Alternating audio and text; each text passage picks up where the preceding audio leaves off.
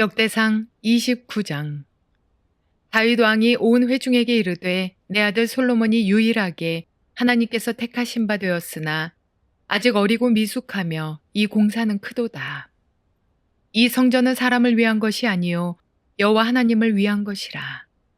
내가 이미 내 하나님의 성전을 위하여 힘을 다하여 준비하였나니 곧 기구를 만들 금과 은과 놋과 철과 나무와 또 만호와 가공할 검은 보석과 채석과 다른 모든 보석과 옥돌이 매우 많으며 성전을 위하여 준비한 이 모든 것 외에도 내 마음이 내 하나님의 성전을 사모함으로 내가 사유한 금, 은으로 내 하나님의 성전을 위하여 드렸노니 곧 오빌의 금 3,000달란트와 순은 7,000달란트라. 모든 성전 벽에 입히며 금, 은 그릇을 만들며 장인의 손으로 하는 모든 일에 쓰게 하였노니 오늘 누가 즐거이 손에 채워 여호와께 드리겠느냐 하는지라. 이에 모든 가문의 지도자들과 이스라엘 모든 지파의 지도자들과 천부장과 백부장과 왕의 사무관이 다 즐거이 드리되 하나님의 성전 공사를 위하여 금 5,000달란트와 금 10,000다리, 은 10,000달란트와 놋 18,000달란트와 철 100,000달란트를 드리고 보석을 가진 모든 사람은 게르손 사람 여이엘의 손에 맡겨 여호와의 성전 곳간에 드렸더라. 백성들은 자원하여 드렸으므로 기뻐하였으니 곧 그들이 성심으로 여호와께 자원하여 드렸으므로 다윗 왕도 심히 기뻐하니라. 다윗이 온 회중 앞에서 여호와를 송축하여 이르되 우리 조상 이스라엘의 하나님 여호와여 주는 영원부터 영원까지 송축을 받으시옵소서. 여호와여 위대하심과 권능과 영광과 승리와 위엄이 다 주께 속하였사오니 천지에 있는 것이 다 주의 것이로소이다. 여호와여 주권도 주께 속하였사오니 주는 높으사 만물의 머리심이니이다. 부와 귀가 주께로 말미암고 또 주는 만물의 주제가 되사 손에 권세와 능력이 있사오니 모든 사람을 크게 하심과 강하게 하심이 주의 손에 있나이다. 우리 하나님이여 이제 우리가 주께 감사하오며 주의 영화로운 이름을 찬양하나이다. 나와 내 백성이 무엇이기에 이처럼 즐거운 마음으로 드릴 힘이 있었나이까. 모든 것이 주께로 말미암았사오니 우리가 주의 손에서 받은 것으로 주께 드렸을 뿐이니이다. 우리는 우리 조상들과 같이 주님 앞에서 이방 나그네와 거류민들이라. 세상에 있는 날이 그림자 같아서 희망이 없나이다. 우리 하나님 여호와여 우리가 주의 거룩한 이름을 위하여 성전을 건축하려고 미리 저축한 이 모든 물건이 다 주의 손에서 왔사오니 다 주의 것이니이다. 나의 하나님이여 주께서 마음을 감찰하시고 정직을 기뻐하시는 줄을 내가 아나이다. 내가 정직한 마음으로 이 모든 것을 즐거이 드렸사오며 이제 내가 또 여기 있는 주의 백성이 주께 자원하여 드리는 것을 보오니 심히 기쁘도소이다. 우리 조상들 아브라함과 이삭과 이스라엘의 하나님 여호와여 주께서 이것을 주의 백성의 심중에 영원히 두어 생각하게 하시고 그 마음을 준비하여 주께로 돌아오게 하시오며 또 내 아들 솔로몬에게 정성된 마음을 주사 주의 계명과 권면과 율례를 지켜 이 모든 일을 행하게 하시고 내가 위하여 준비한 것으로 성전을 건축하게 하옵소서 하였더라. 다윗이 온 회중에게 이르되 너희는 너희 하나님 여호와를 송축하라 하매 회중이 그의 조상들의 하나님 여호와를 송축하고 머리를 숙여 여호와와 왕에게 절하고 이튿날 여호와께 제사를 드리고 또 여호와께 번제를 드리니 숫송아지가 1,000마리요 순양이 1,000마리요 어린 양이 1,000마리요 또 그 전제라. 온 이스라엘을 위하여 풍성한 제물을 드리고 이 날에 무리가 크게 기뻐하여 여호와 앞에서 먹으며 마셨더라. 무리가 다윗의 아들 솔로몬을 다시 왕으로 삼아 기름을 부어 여호와께 돌려 주권자가 되게 하고 사독에게도 기름을 부어 제사장이 되게 하니라. 솔로몬이 여호와께서 주신 왕위에 앉아 아버지 다윗을 이어 왕이 되어 형통하니 온 이스라엘이 그의 명령에 순종하며 모든 방백과 용사와 다윗 왕의 여러 아들들이 솔로몬 왕에게 복종하니 여호와께서 솔로몬을 모든 이스라엘의 목전에서 심히 크게 하시고 또 왕의 위엄을 그에게 주사 그 전 이스라엘 모든 왕보다 뛰어나게 하셨더라. 이새의 아들 다윗이 온 이스라엘의 왕이 되어 이스라엘을 다스린 기간은 40년이라. 헤브론에서 7년간 다스렸고 예루살렘에서 33년을 다스렸더라.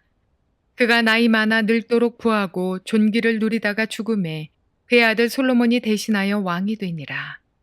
다윗 왕의 행적은 처음부터 끝까지 선견자 사무엘의 글과 선지자 나단의 글과 선견자 갓의 글에 다 기록되고 또 그의 왕된 일과 그의 권세와 그와 이스라엘과 온 세상 모든 나라의 지난 날의 역사가 다 기록되어 있느니라. 자, 오늘은 29장 역대상을 마치는 부분입니다.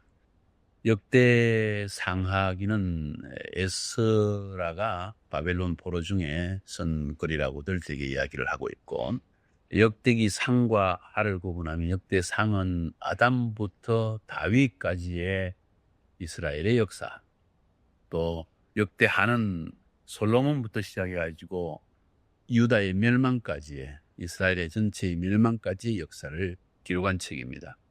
바벨론 포로 기간에 에스라가 썼다는 것은 70년 바벨론 포로 생활을 하고 있는 이스라엘 백성들, 아마 굉장히 영적으로 자기 정체성의 문제 때문에 혼란을 겪었을 것입니다. 분명히 하나님께서 택한 백성이요, 모세를 통한 출애굽의 사건을 알고 있었고 다윗과 솔로몬의 영광을 알고 있는 이 백성들이 더욱이 하나님이 우리를 선택하셔서 하나님의 백성이 되었다고 했는데 우리는 열강 가운데 끼어서 종처럼 살고 있다는 이것을 어떻게 이해할 것인가? 우리는 과연 누구인가? 도대체 하나님의 백성으로 부름받은 나는 도대체 누구인가? 우리 민족은 정말 하나님의 택한 백성이 맞는가? 지금 이런 상태를 보니까 도저히 회복될 기미가 보이지 않는데 하나님이 우리에게 약속하신 약속은 성취될 것인가? 하는 질문, 정체성의 질문입니다. 나는 누구인가? 앞으로 나는 어떻게 될 것인가? 나의 진정한 모습은 무엇이며 그것은 회복될 수 있는가? 하는 것에 대한 갈등이 그들 가운데 굉장히 깊었던 것을 볼 수 있습니다. 그래서 역대기는 사실은 구약성경 가운데 제일 마지막 책이라고 볼 수가 있어요. 모든 이스라엘의 역사를 보고 난 뒤에 제사장적인 관점에서 또 율법학자의 관점에서 에스라가 역대기를 쓰면서 이스라엘 백성들에게 소망을 불어넣어주고 하나님이 약속하신 다윗의 언약은 변함없이 성취되어진다 하는 사실을 보여주기 위해서 아담부터 시작해가지고 멸망당할 때까지의 그 모든 사건을 기록하고 있는 것입니다. 그 가운데서 이런 영적 정체성에 대한 이야기들을 쭉 뽑아놓은 것이 역대기라고 볼 수 있어요. 하나님이 에스라라는 사람을 통해서 오늘날도 우리가 나는 누구인가? 예수 믿는 나는 누구인가? 예수 믿도록 부른 우리 민족은 주님 앞에서 어떻게 쓰임받을 수 있을 것인가? 우리 교회는 어떻게 쓰임받을 수 있을 것인가? 하나님이 우리에게 진정으로 주신 약속은 무엇인가? 그것은 내 삶에 성취될 수 있는 것인가? 하는 질문에 대한 대답을 주는, 그리고 정말 하나님이 사용하시는 하나님의 백성이 되기 위해서 또 하나님께서 자신의 약속을 성취하기 위해서 사용하시는 사람들은 누구인가 하는 그런 측면에서 아담부터 이스라엘의 멸망까지의 사건을 통해서 한 줄기를 쭉 뽑아내고 있는 거예요.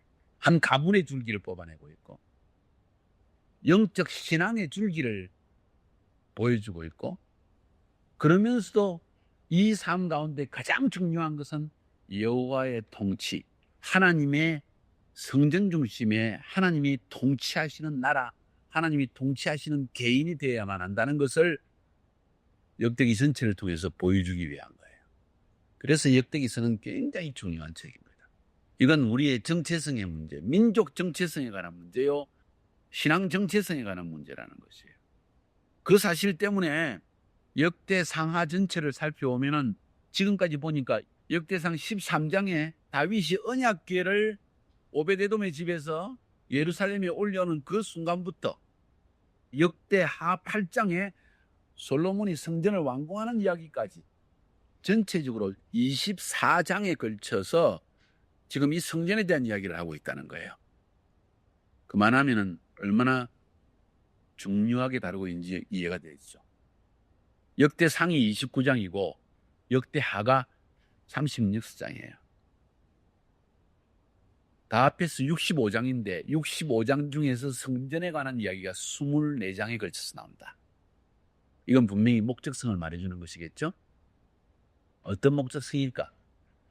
이스라엘의 삶, 하나님의 백성의 삶에 가장 중심에 있어야 될 것은 성전인데, 그 성전은 건물을 의미하는 것이 아니라 다윗의 24시간 경배팀을 통해서 보여주는 것처럼 법궤를 올려올 때 사울의 때에는 법궤 앞에서 묻지 아니하였느니라 하면서 여호와 중심의 신앙의 본성을 보여주는, 그 중심을 보여주는, 거기에서 볼 수가 있는 거예요. 성전은 건물이 아니다. 이거는 하나님의 음성을 듣는 곳이요, 하나님의 통치가 시작되는 곳이요. 그래서 그 통치가 흘러나오게 하기 위해서 다윗은 24시간 경배팀 4,000명의 오케스트라 단원과 288명의 노래 부르는 자, 하나님의 임재가 흘러나오게 하기 위해서, 하나님의 통치가 있게 하기 위해서 그 마음의 중심을 알아야 된다는 거죠. 이건 건물이 아니다. 이건 진정한 하나님의 임재가 있는 곳이다. 이것을 확립한 사람이 다윗이라는 거예요. 그 사실 때문에 다윗에 대한 이야기가 이렇게 길게 나오는 거예요. 그리고 성전에 대한 이야기가 이렇게 길게 나오는 거예요. 이건 우리에게 뭘 말해주느냐? 우리의 신앙생활에 실패하지 않기 위해서는 이런 하나님의 통치에 대한 다윗의 영성을 제대로 지녀야 한다. 우리의 삶에도 마찬가지입니다. 11조 할 수 있고 주일 성수할 수 있고 새벽 기도할 수 있고 말씀 읽고 할 수 있지만은 그 가운데 결여되는 것이 있을 수 있다는 거예요. 형식으로는 하고 있는데 우리의 마음의 중심이 다윗과 같이 하나님의 음성을 들으려고 하고 하나님의 통치를 받으려고 하는, 그래서 하나님께 온전히 의존적인 이런 것이 아닌 그냥 뭐 예수 믿으니까, 그냥 지도자니까, 그냥 말씀을 전해야 되니까 이렇게 되어지면 그 다음에 이스라엘이 실패한 것 같은 실패가 똑같이 찾아올 수 있고, 그래서 에스라가 이 글을 쓸 때 영적인 삶을 회복시키기 원하는 겁니다. 외적인 성전이 문제가 아니에요. 그래서 다윗의 이야기를 그렇게 길게 하고 있고 성전에 대한 이야기를 그렇게 길게 하고 있는 겁니다. 그래서 역대상 전체를 통해서 하나님께서 다윗의 이야기와 성전의 이야기, 그건 하나님의 통치의 이야기고 그건 형식이 아닌 실질의 이야기를 우리에게 하나님은 들려주기 원한다는 겁니다.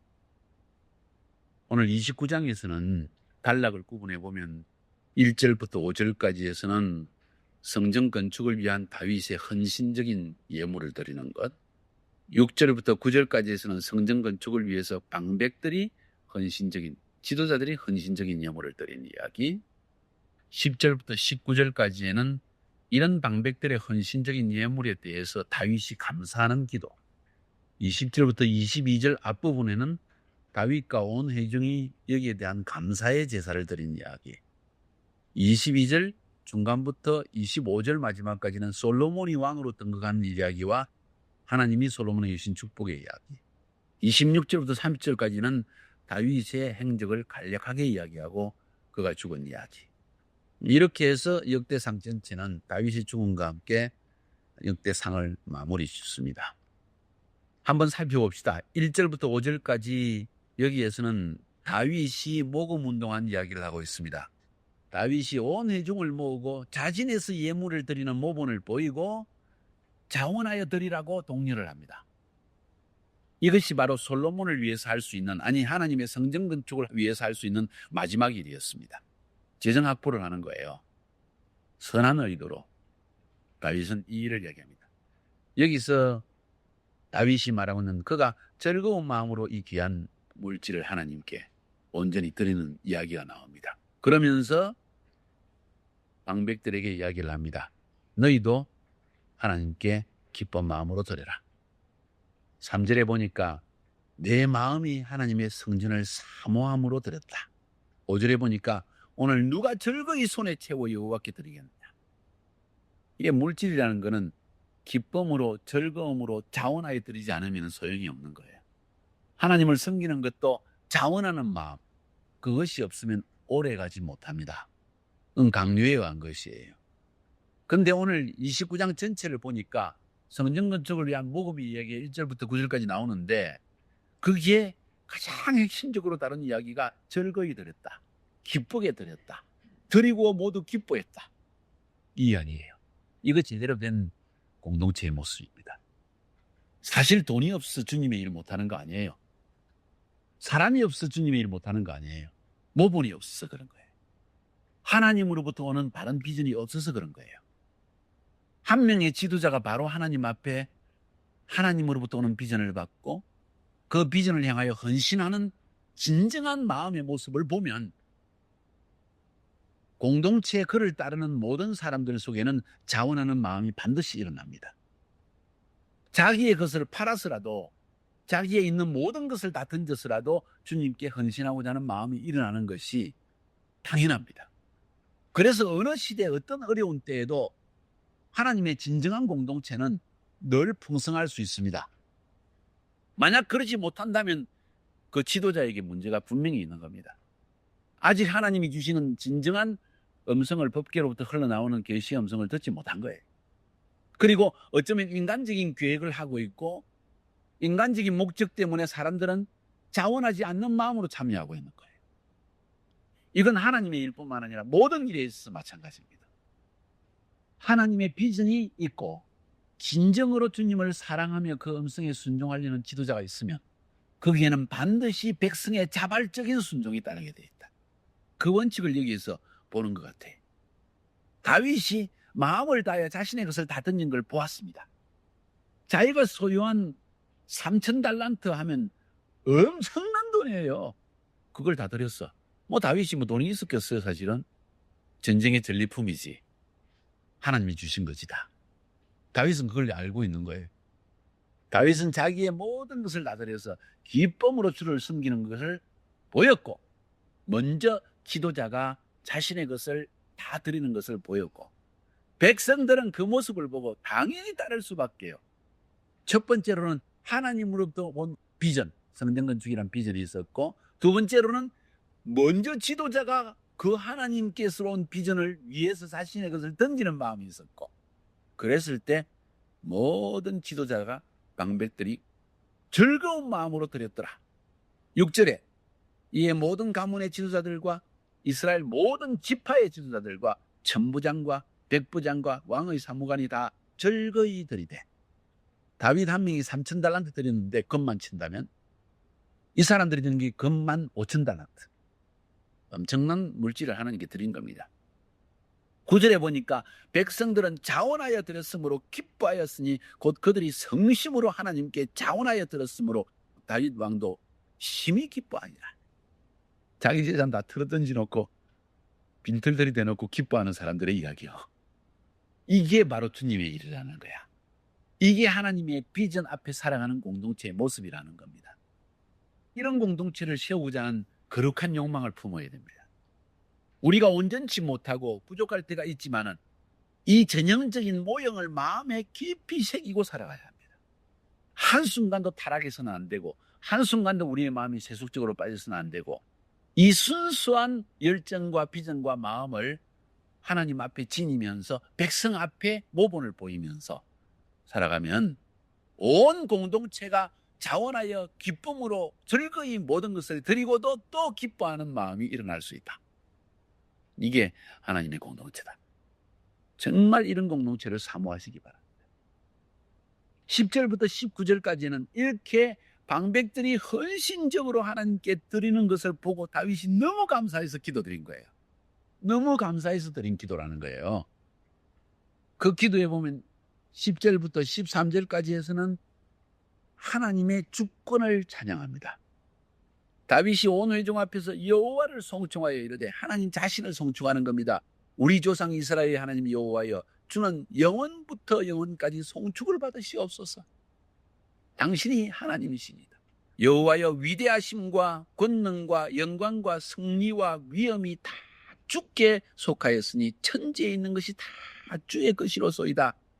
하나님의 주권성, 창조성, 피조 세계에 대한 주인됨을 인정하는 그 송축의 노래입니다. 부귀가 주께로 말미암고 주는 만물의 주제가 되사, 주인이 되사 손에 권세와 능력이 있사오니 모든 사람을 크게 하심과 강하게 하심이 주의 손이 있나이다. 하나님 자신의 성품, 그분의 위대하심, 그분의 왕되심, 그분의 하나님 되심, 그분의 통치하심, 그분의 주인 되심을 한껏 높여드릴 것.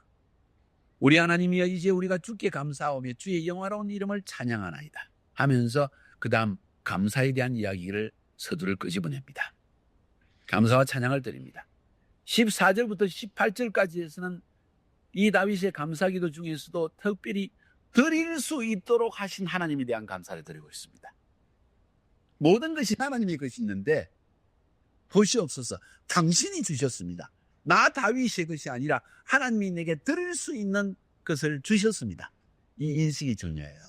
내가 헌금 좀 많이 했네 하는 것이 아니고 하나님이 내게 드릴 수 있는 것을 주셨다. 그 하나님을 찬양해요. 그에 대한 인정, 그에 대한 감사. 내가 남들보다는 더 헌신했어. 아니요, 전혀 아니에요. 가부의 2렙돈이나 다윗이 드리는 3,000달란트나 다를 것이 하나도 없어. 하나님이 드릴 수 있는 걸 드렸어. 과부에겐 2렙돈밖에 안 주셨기 때문에 2렙돈을 다 드렸고 모든 전재산을 드렸다고 그랬고, 다윗도 3,000달란트를 자기가 금을 만들어낸 것도 아니고 캔 것도 아니고 하나님이 주셨고, 그래서 하나님이 주신 모든 것을 하나님께 드린 것뿐이에요. 어찌 보면 가보의 2렙돈이 다윗의 3,000달란트보다 더 큰 거야. 왜 다윗은 다 드리고도 남았습니까? 이 마음이 이렇게 중요하다는 거예요. 하나님이 드릴 수 있도록 모든 것을 저에게 주셨습니다. 하나님이 안 주시면 내가 어떻게 드릴 수 있었겠습니까? 그리고 백성들에게도 드릴 수 있도록 물질을 주셨고 그 다음에 마음을 주셨습니다 하는 이야기까지 나옵니다. 드릴 수 있는 마음을 주신 하나님. 내가 누구간데? 나는 나그네 아닙니까? 나는 안개와 같은 존재가 아닙니까? 그런 이야기도 합니다. 나는 허무한 존재입니다. 세상에서. 다윗은 그것을 고백합니다. 이런 존재에게 이런 많은 것을 맡겨주시고 또 그것을 드릴 수 있는 마음까지 주시고, 그것뿐만 아니라 나와 함께하는 사람들에게도 물질을 주시고 또 그들에게도 드릴 수 있는, 즐거이 드릴 수 있는 마음을 주신 하나님, 이걸 찬양하는 거예요. 다윗은 본질을 아는 것 같아. 얼마나 하나님이 기뻐하셨을까. 인생은 나그네와 같고 인생은 그림자와 같다는 것. 인생 전체를 쳐다볼 때 다윗의 인생관이 튀어나오는 거예요. 나 금방 안개처럼 사라질 존재입니다, 주님. 나는 나그네와 살다가 언젠가는 떠나야 됩니다. 훌훌 옷을 벗고. 그때 남는 것이 무엇일까요, 주님? 이 땅에 사는 동안은 주님이 주신 것 아니면 내가 누릴 수 없고, 주님이 주신 것 아니면 내가 주님께 드릴 것도 없습니다. 근데 주님이 모든 것을 주셨습니다. 어찌 감사하지 않을 수가 있습니까? 하는 고백이라는 거예요. 그래서 이 고백이 귀한 거라는 겁니다. 근데 수많은 크리스찬 가운데, 하나님의 사랑 가운데 이걸 아는 사람이 많지 않고 지속적으로 아는 사람도 많지 않다는 거예요. 이게 하나님의 은혜가 사라지는 원인입니다. 끝까지 이것을 지녀냅니다. 여기서 한 가지 또 배울 수 있는 것은, 헌신이라는 것은, 하나님께 드린다는 것은, 하나님께 헌신한다는 것은 절대로 강요할 수 없는 것이다. 자발적인 헌신만이 진짜 헌신이고 지속적인 헌신이다. 그러면서 마지막으로 자기 아들 솔로몬을 위해서 기도합니다. 그 마음이 좀 지속되었으면 하는 마음 아니겠어요? 이런 마음의 중심이 내 아들 솔로몬에게도 계속되었으면 하는 마음이 아니겠어요? 그래서 하나님, 정성된 마음을 주옵소서. 마음을 위해서 기도하는 거예요. 아들 솔로몬의 마음을 위해서 기도하는 거예요. 주의 계명과 윤리를 지켜 행하게 하소서. 하나님 앞에서 행할 때 이런 마음이 지속될 수 있는 것을 알기 때문에 이걸 위해 기도하는 겁니다. 그리고 성전을 건축하게 하소서. 하나님의 통치가 결국은 이스라엘 안에 서게 하여 주시옵소서 하는 기도를 지금 다윗은 드리고 있는 겁니다. 참 중요한 기도라고 생각이 들어요. 어떤 큰 비전과 전쟁의 승리를 위해서 하는 기도보다 더 중요한 기도를 지금 하고 있는 거예요. 마음의 동기에 대한 기도입니다. 하나님의 마음의 중심을 건드릴 수 있는 이런 기도가 우리의 기도가 되기를 원합니다. 20절부터 22절까지에서는 다윗과 온 회중의 감사의 제사의 이야기가 나옵니다. 가장 큰 제사를 드렸어요. 그죠? 수송아지 1,000마리. 세상에 돈이 얼마야. 수양 1,000마리, 어린 양 1,000마리. 이거 하나님께 다 드리고 또 백성들이 즐거이 나눠 먹거든. 그래서 이스라엘에게 기쁨이 임하였다. 여호와 앞에서 먹고 마셨더라. 여기서 누림은 시작되는 거예요. 하나님께 즐거이 드리는 마음, 하나님을 진정으로, 하나님의 통치를 진정으로 사모하는 지도자가 있을 때 거기에는 하나님이 주시는 진정한 누림이 있다는 거야. 이게 행복이라는 거예요. 이게 영적 행복이고 이게 진정한 행복이라는 거예요. 이런 누림이 우리 삶 가운데 있어야 됩니다. 그리고는 그 순간에 솔로몬을 왕으로 즉위시킵니다. 아마 왕위 즉위식 가운데 가장 멋있는, 가장 영적인, 가장 모든 공동체가 즐거워하는 왕위 즉위식이 있을 것 같아요. 모두가 하나님의 사람 맞다. 하나님이 행하신 일이 맞다. 하나님이 주신 비전이 맞다. 하는 이런 연합된 마음, 즐거운 마음, 그것이 충만한 왕위 즉위식이 지금 일어나고 있는 겁니다. 22절 중간부터 25절까지에서는 솔로몬이 왕으로 즉위하고 또 하나님이 어떤 축복을 주셨는가 하는 이야기가 나옵니다. 다윗의 아들 솔로몬을 무리가 다시 왕으로 삼아 기름을 부어 여호와께 돌려 주권자가 다시 왕으로 삼아, 이런 표현을 썼어요. 무슨 표현일까요? 하나님이 주신 왕이 맞다, 하나님이 행하신 일이 맞다 하는 그 인식이 다시 일어났다는 이야기예요. 다시 왕으로 삼았다는 이야기가, 기름 부어 여호와께 돌려 주권자가 되게 하고 사독에게도 기름을 부어 제사장이 되게 하니라.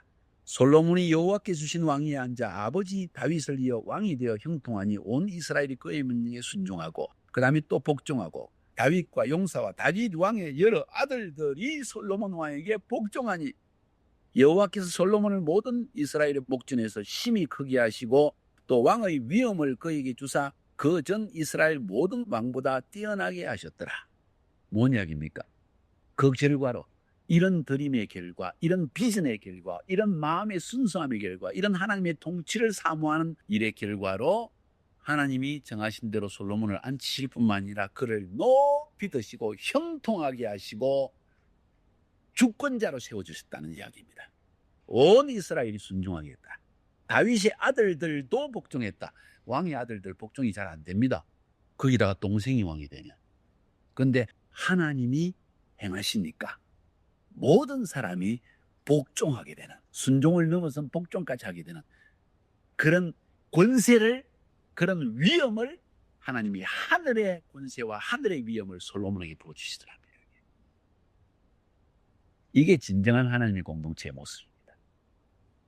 모든 성도들이 기뻐서 즐거움으로 드리고 즐거움으로 순종하고 복종하는, 이게 진정한 하나님의 공동체의 모습입니다. 여기에는 다윗이라는 사람이 있다는 것, 하나님께 복종하는 다윗이라는 사람이 있다는 것, 이걸 알아야 됩니다. 26절부터 30절까지에서는 다윗의 행적과 죽음에 대해서 간략하게 이야기합니다. 이새의 아들 다윗이 온 이스라엘의 왕이 되어, 특별하게 듣고 있습니다. 이새의 아들이 온 이스라엘의 왕이 되었더라. 뭔 이야기입니까? 개천에서 용났다는 이야기예요. 전혀 될 수 없는 사람이 됐다는 이야기예요. 일반 사람들이 보기에는 사울의 가문도 아닙니다. 될 수 있는 어떤 건덕지도 없습니다. 그런데 그런 집안에서 이런 위대한 사람이 나왔다는 이야기를 지금 에스라는 이야기하고 있는 거예요. 그런 다윗과 같이 사울에게 10년을 쫓겨다니면서도 하나님의 통치를 받고 하나님의 음성을 듣는 그런 삶을, 훈련을 받는다면, 그런 연단을 거친다면 능히 그런 사람이 될 수 있다는 이야기를 하는 거예요. 이새의 아들이 왕이 되었다. 온 이스라엘의 왕이 되어서 헤브론에서 7년, 예루살렘에서 33년 과정을 거쳤다. 먼저는 유다 지파의 왕이 되었고 그 다음에 온 지파의 신뢰를 받는 왕이 되었다. 과정을 반드시 거친다. 그리고 다윗 왕의 전생에 대한 묘사를 하고 있습니다. 나이가 많아 늙도록 부하고 존귀를 누리다가 죽었다. 하나님께서 그에게 부와 존귀를 주셨고 그것을 누리다가 죽었다. 하나님께 순종하는 자, 하나님을 사모하는 자, 하나님의 통치를 받으며 살아가려고 하는 자에게 하나님은 이런 누림의 축복을 주신다. 이런 축복을 누리시기 바랍니다. 사무엘하 5장 4절에 보니까 이렇게 40년 동안 섬기다가 30살의 왕이 되어서 70세로 인생을 마감하고 죽습니다. 그 당시로서는 엄청 오래 산 거예요. 그리고 그의 아들 솔로몬이 왕이 되었다. 무슨 이야기입니까? 쿠데타도 일어나지 않고 다윗 왕이 순조롭게 자손대대로 왕위를 넘겨주는 일이 시작되었다 하는 이야기입니다. 이런 축복까지 하나님이 주셨다는 겁니다. 29장 멋진 이야기의 마무리를 지금 하고 있는 거예요. 이스라엘 안에 기쁨이 충만한 모습, 하나님을 섬기는 자에게 주시는 누림의 이야기, 이런 것이 우리의 크리스찬의 정체성입니다. 이것이 기독교의 정체성입니다. 이것이 하나님의 백성이 누려야 될 정체성이다. 우리는 이것을 회복해야 된다. 이건 사람에게 달려있는 것이다. 우리의 마음의 동기에 달려있는 것이다. 그래서 솔로몬에 대해서 이야기할 때 다윗이 뭘 위해 기도했어요? 마음을 다하여 주를 섬기. 그 마음의 동기가 순수하더라. 마음과 정성을 다해 주를 섬기게 해달라고 기도하고 있고, 오늘도 그 기도를 하고 있는 거예요. 진정으로 우리가 추구해야 될 것이 무엇인가를 깊이 생각하게 해주는 귀한 말씀입니다. 다윗처럼 우리의 인생에 하나님의 통치를 사모하는 마음, 하나님 자체를 사모하는 마음, 하나님의 그 마음을, 그 뜻을 이루고자 하는 마음, 이것을 지니는 여러분이 되기를 주의 이름으로 축복합니다.